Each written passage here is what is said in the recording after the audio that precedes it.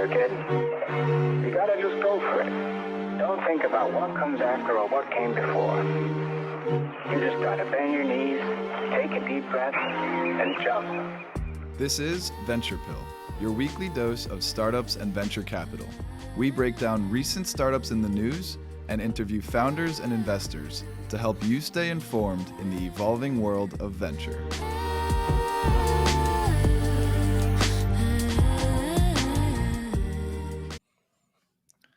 On this week's dose, we have the honor of hosting David Beazley, managing partner of Purple Arch Ventures, which is one of the largest Alumni Ventures funds focused on Northwestern University Alumni and friends of the community. David, it's truly an honor. How's it going? It's going great. And had I known I was going to be on camera, I actually would have combed my hair for you guys. You look dynamite. Don't worry about it. Appreciate it. All right. So first things first, talk us through your early career right after graduating from Northwestern University. Yeah, well, first of all, thanks for having me. I am actually a two-time Wildcat, both journalism degrees, and caught the entrepreneurial bug coming out of Medill's magazine publishing master's program. From there, I built a financial newsletter targeting high net worth investors and financial services professionals, teaching and advising them how to invest in alternative investment strategies, including venture capital. I ran that business for almost 2 years and successfully exited. That was my foray into the world of finance and entrepreneurship. But obviously, my heart navigated to the dark side. I love the finance side of the business. After my startup, I spent a couple years managing money professionally, then created my own firm in 2002. We launched as an independent sponsor, but quickly evolved into a boutique merchant bank. We had 3 practice areas: lower middle market M&A, private placements, and venture. But by the end of 2016, the only thing I was having any fun doing was investing in venture stage businesses and trying to leverage my own social capital and intellectual capital to advance the initiatives of those companies we invested in to effectuate positive outcomes for me and all the syndicate investors who invested alongside of me. Awesome. And what drew you to Alumni Ventures specifically? Opportunistically, for both of us, I think. It was at the end of 2016 when this scrappy startup just outside of Boston came calling on me, touting this franchising model for alumni venture investing. I got to admit, I was really skeptical at first, especially since I was managing a lot more money than they were. So I had my analyst at the time look back at 25 years of venture deals, focused on the top 500 deals being done each annual cycle. What he found quickly convinced me that this wasn't a good idea. It was actually a great idea. Methodology is important here, so excuse me for getting into the weeds for just a moment. We looked at the top 50 firms, including Benchmark, Sequoia, NEA, Kleiner, Andreessen, Google, Venrock, Bessemer, Excel, Lightspeed, et cetera, and specifically looked at deals that more than one of these top firms invested in. Through that overlap, a pattern emerged. 98.5% of the time, let me repeat that number since it is statistically significant, 98.5% of the time we found a founder, executive, board member, angel investor, or the lead partner in the venture firm leading the round of financing attended one of our Alumni Venture schools. Pretty remarkable. That's when I knew Alumni Ventures wasn't a good idea. It was a great idea, and I jumped in with both feet. Fast forward to today, Purple Arch now has raised its 6th fund at the most opportune time since I started being a venture firm with dry powder. We're currently the largest fund at Alumni Ventures. We have a significant amount of the AUM, including syndication dollars, which are individual deals our LPs get to invest in alongside our funds. Awesome. And is there a specific investment thesis for Purple Arch and Alumni Ventures? And what kind of deals do you personally like? Yeah, thanks for asking. There is actually. Our focus and our thesis revolves generally around investing in the future economy. We are deliberately diversified across stage, industry, geography, and lead investor. But that might be a little bit too broad, so let me actually be more specific without giving away any of our trade secrets. In general, we like companies solving hard problems. If they're successful, they can build value for all the stakeholders, including the investors, if we're lucky enough to get into those opportunities. We also like category creators, defining a net new problem and creating a net new solution. With existing categories, the economics have already been established. And even if you build a better solution, the price has already been set. With a new category, those economics haven't been established, and setting the price becomes the driver. Don't get me wrong, though, guys. I like disruption, too. Definitely a buzzword in our industry, especially if there's non-consensus, meaning the price hasn't been bid up yet. If everyone agrees it's a good idea, valuations get inflated, and there's probably already a competitor in the space capturing market share. The trick is to find those deals before all that happens. Airbnb, for me, is a great example. Most thought no one would let strangers stay in their home, no matter what they were willing to pay. But VRBO, HomeAway, and Airbnb proved those naysayers wrong, and they were really the quintessential examples of the sharing economy, which brings up another great point about deals that I like. Bill Gross, the legendary founder of the startup studio Ideal Lab in California, did an extensive study and determined that timing was the number one driver of a startup's success. Don't be too early. Launch in that Goldilocks zone and hit the market when it's ready to receive your value proposition. For Uber, Lyft, Airbnb, and others, they launched when the economy was struggling. Sharing your excess and turning it into spendable dollars seemed like a great idea at the right time, and we will certainly see opportunities like this emerge from this downturn as well. Personally, also have an affinity for marketplaces. I was an early investor and operator in a marketplace business and learned a lot of valuable lessons from that experience. To build a successful marketplace, especially a two-sided one, at least one side of that equation needs demand that is beating a path to your door. Creating demand and selling both sides becomes difficult and incredibly expensive. But if you get it right, I love the business model of aggregating buyers and sellers, especially in old antiquated business like chemicals, durable medical equipment, and heavy machinery replacement parts, but also in really new asset classes like cryptocurrencies. And despite current market conditions, which I know are horrifically bad, Coinbase is still probably the best recent example of how a marketplace can work successfully. And finally, and sorry to be long-winded here, I like entrepreneurial teams that have customer acquisition as part of their core DNA. I believe that companies that have an unfair advantage in acquiring and retaining customers will produce outsized returns. It's this maniacal focus, deep appreciation for process, and exceptional talent that makes them stand out for me. And sorry if that seems obvious to some of your audience members, but it was something that I had to learn just through the process of becoming a VC. Yeah, no, well said, David, and thank you for sharing. Could you tell us a little bit more about the network portion of network-powered venture capital, and why has Alumni Ventures specifically done so well in a relatively short period of time? Yeah, I'm happy to, Brandon, and apologize in advance if this sounds like a complete commercial for Alumni Ventures, which is a firm I'm very proud of. But you asked, and I will tell you from my perspective. So part of our North Star, and at its core, Alumni Ventures has made venture investing accessible to accredited investors by leveraging tight community connections from alumni at top universities. We access great deals, which helps us assemble diversified portfolios, investing in 25 to 30 early growth and late stage companies per fund. In less than 7 years, we've become the most active venture capital firm on the planet. We are raising and deploying hundreds of millions of dollars per year, investing in 400 plus companies. And Brandon and Sam, you're close enough to this organization to know that's just the beginning. Our key competitive advantage, which you hinted at, is the 650,000 members and growing of our community, 35,000 of whom bleed purple like me, who can help drive positive outcomes for those portfolio companies. With this actively engaged group derived from our alma maters, we're likely one LinkedIn connection away from anyone our founders may want to meet.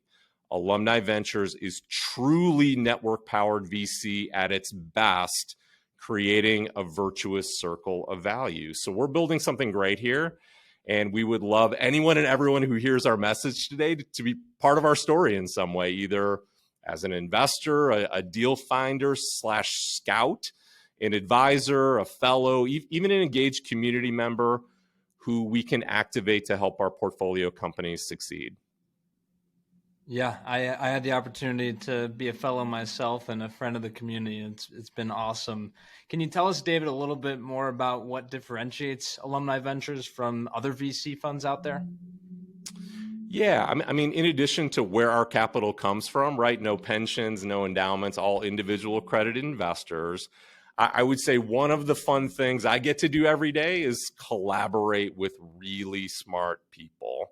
In addition to the other members of my team, my investment committee, my community managers, which you're a part of, Brandon, my other colleagues running each of the other 17 alumni funds are all investing from the same playbook that we are. We all have the same golden rules of investing. That puts 50 other investment professionals in the field uncovering incredible opportunities we get to invest in as Purple Arch. Almost a third of our portfolio will be deals sourced from the best of what we see from our sibling funds. So for a real world example, we just co-invested in a deal with Blue Ivy, our fund for Yale alums. It's in the battery recycling space, an investment theme we had been researching for some time. They found a great team with great tech in a massive market. And that's just one example of a high quality deal that's being shared every single day at Alumni Ventures.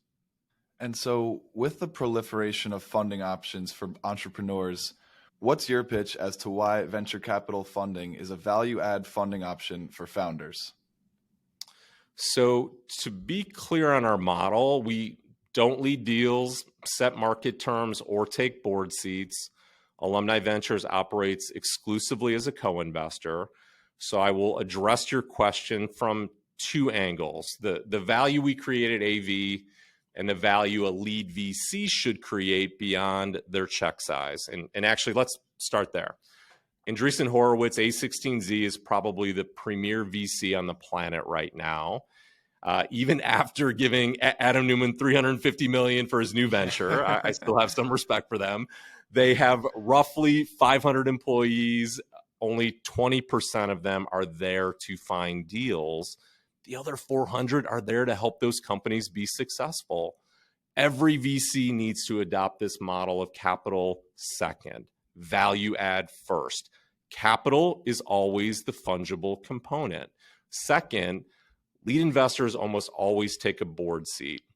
Founders need to see their board as their second leadership team and inspire them to remain a working board versus a reporting board or a lame duck board that does nothing.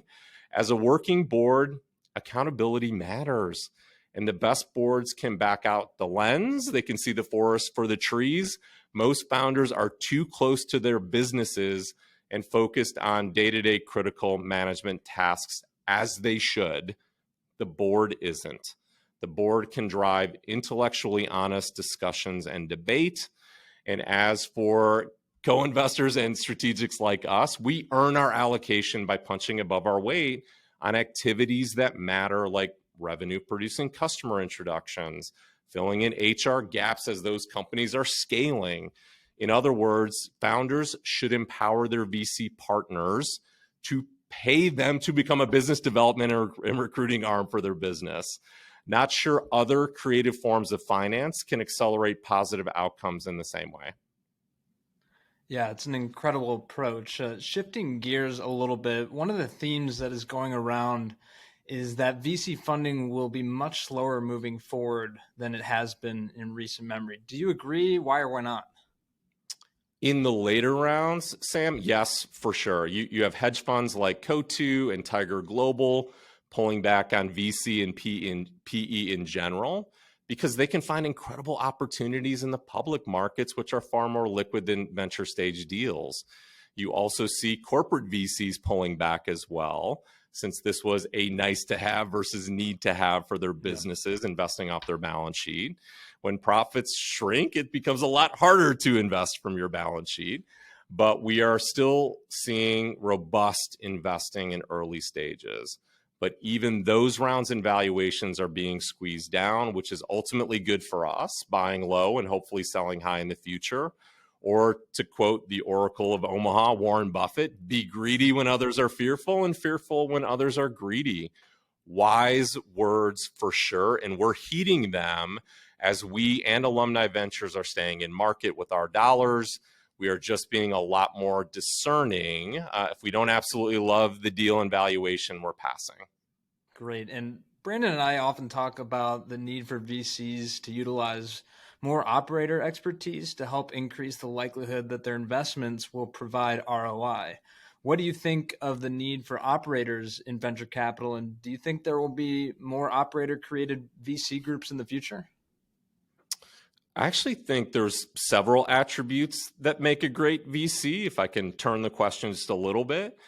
Alumni Ventures has a number of former operators at the firm, including myself, and that certainly helps connect with founders, most of whom are open to coaching. And who better to coach young founders than former operators? Former operators are also really empathetic to the difficult and critical decisions being made every day by our founders. This empathy is crucial to building a trusting relationship with them. In addition to being a former operator, though, I think there are other necessary qualities needed to be a great VC. I think having an easy but diligent underwriting process helps. No founder wants to be scrutinized incessantly. They want to complete their fundraise and move on to the business of running their company. Purple Arch and AV certainly thrive in that easy process. A few other things that make a great VC are, in my opinion, supportive market conditions, of course, thoughtful portfolio planning, a defined thesis, and not accepting the status quo, which is a direct reflection of us, since we're disrupting a business that invests in disruption. But for me personally and my own growth to become a great VC, I also try to be a student of industries and markets and try to recognize things moving in and out of favor. What our limited partners or investors should look for in our team specifically is strong investment experience, startup operating experience, as you mentioned, as well as a compelling investment strategy and a certain amount of diversification. Investors and founders get all of that with Purple Arch Ventures and AV in general. Always great to hear the former operator in you coming out a little bit, poking its head out. David, is there anything else that you would like to share about your career, Purple Arch Ventures, or Alumni Ventures at large? Yeah, thanks for asking, Brandon. At this point, for me, it's about impact. Let me clarify that and give it some context. After being a part of a successful investment exit back in 2015, it was time for me to start giving back to the alma mater that had given me so much.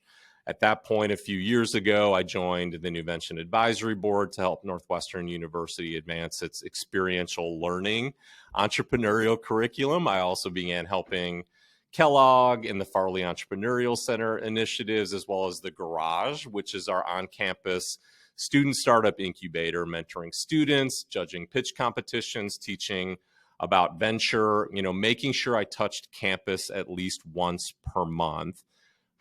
But it wasn't enough for me.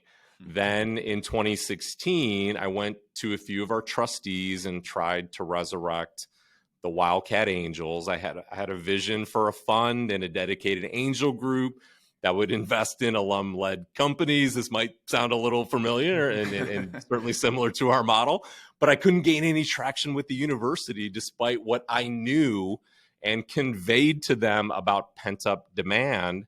So I tabled my ambition until the opportunity for Purple Arch landed in my lap.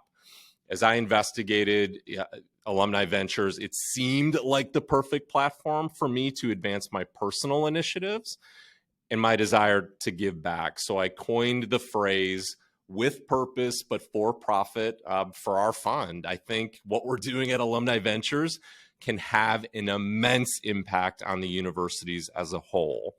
I think what we're seeing is that successful entrepreneurs are becoming the new rock stars. They're certainly influential in business. I don't think anyone denies that, but also culture. So as we continue to invest in alum-led companies and highlight their successes, I hope we become a beacon for not just more investment dollars in us, but for more donations to these schools as a whole. The same way donations increase when a basketball team plays in the tournament or a football team goes to a bowl game, right? Our entrepreneurs are a more relevant reflection of how great our universities are.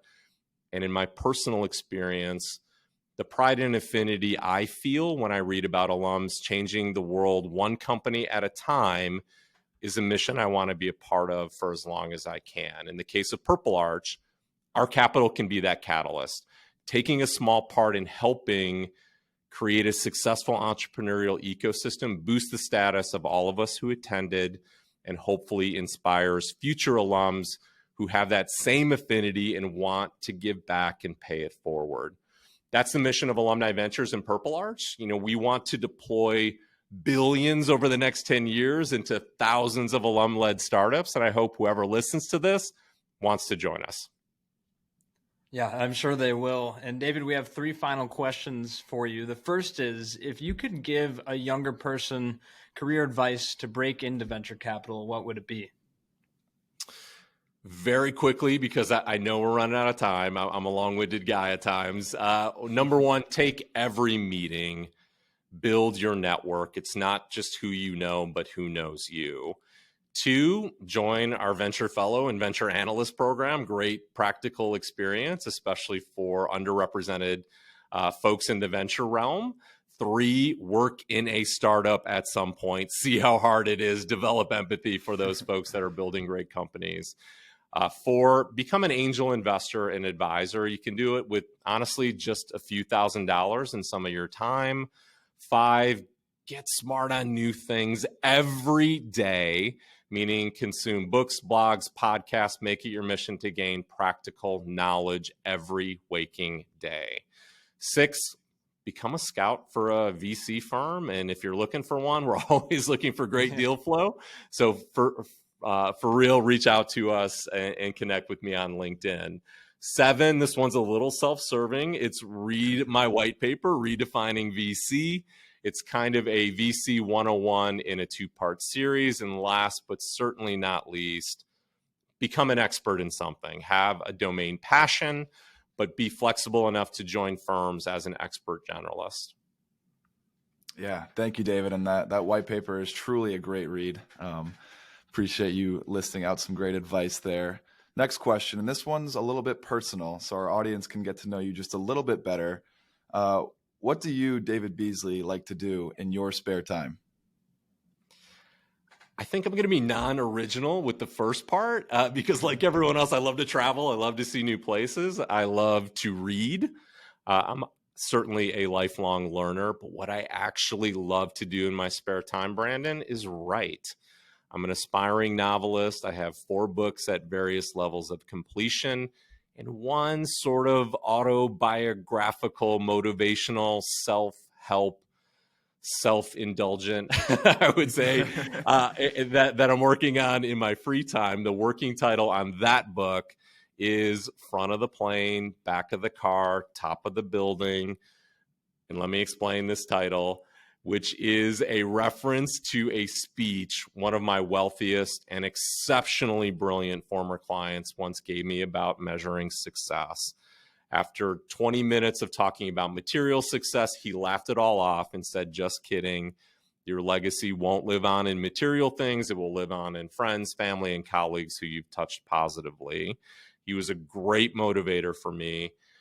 But knowing how to think and approach things, it isn't enough. You have to put those thoughts and frameworks to action. And that is actually what the book is about, the application of positive thinking. Awesome. Looking forward to checking those out when they get published. I'll get you a free copy, Sam. Okay. I expect I'll even autograph nothing it. less. Last question for you, David. Tell us about a favorite quote or a book that you've read lately. I think this dovetails nicely on what I just mentioned. I actually live by a mantra that came to me by way of my exposure to athletics. It was given to me by Steve Musso, a former coach, really a mentor and a motivational speaker. Here are his wise words. You move towards and become like that which you think about most. I wake up every day thinking about success, not only for myself and the fund, but for my partners at Alumni Ventures as a whole. His main point in those words were that if your actions do not follow your thoughts, you will drive yourself crazy. So I always ask myself, what can we do to advance the business today and every single day hereafter? That could mean finding a deal, a dollar, or just a new and improved way to tactically execute a business process. If we wake up every day with those goals, we're destined for success. And with that, Brandon and Sam, thank you again for having me. This was a lot of fun. And for everyone interested in learning more about Purple Arch and Alumni Ventures specifically, they should go to av.vc. And to reach me, they can connect on LinkedIn or email me directly at dbeazley@av.vc. Beazley is with a Z. Thank you, guys. Thanks, David.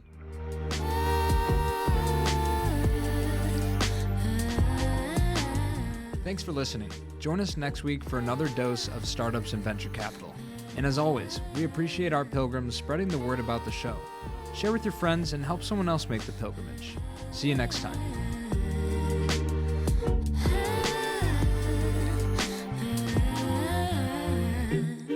She told me that she only bumps my music when she's lonely. Thinks my vibe's a little low-key, okie dokie, that's alright, but